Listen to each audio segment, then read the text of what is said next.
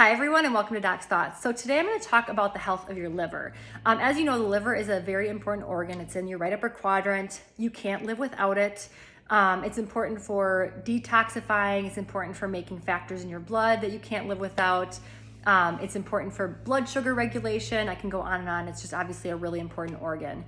And it used to be that people who had liver disease were kind of on the extremes. So when I was in residency in medical school, most of the people who had liver disease were either are really bad alcoholics, which is really sad. It's a really horrible way to die, but very severe and very extreme. Or it would be people who had something like liver cancer or just more rare diseases. Now what we're seeing is something called fatty liver disease or non-alcoholic fatty liver disease in people who aren't alcoholics, where you wouldn't expect them to have a problem with your liver. And that's what I'm talking about. So as I've gone on in my career, I'm seeing children with fatty liver disease. I'm seeing normal adults kind of walking around and feeling pretty good when you look at their liver with an ultrasound or a CT scan, they have signs of fatty liver disease.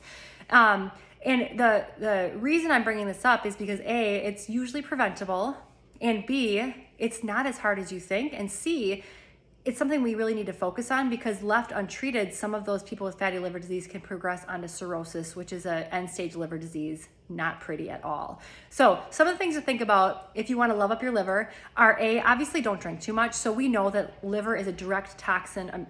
Alcohol is a direct toxin on the liver. So when you drink and you drink in excess, you start to damage cells in your liver. And that obviously is a direct effect and causes problems with the liver. So if you're someone who regularly enjoys alcohol, I would say try to cut back a little bit, and B, I'll talk about some things you can do to protect your liver as well. Second thing that you might not think about is your diet. So we're finding, and this is where I see the kids with fatty liver disease, they're usually the obese kids.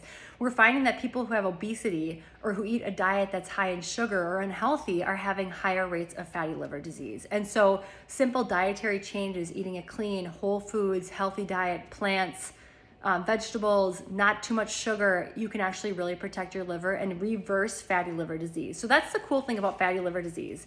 It's reversible.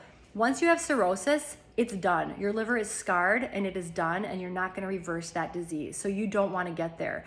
If you have fatty liver disease, you can make good lifestyle changes to protect your liver, and oftentimes you can reverse some of that damage. So that's what I'm talking about today. So at the end of the day, don't drink too much, eat healthy.